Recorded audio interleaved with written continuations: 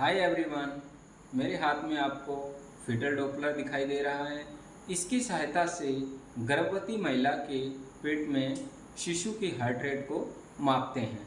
इसका उपयोग करने के लिए ये हमारा प्रोब होता है और इसे हम यहाँ से ऑन करते हैं।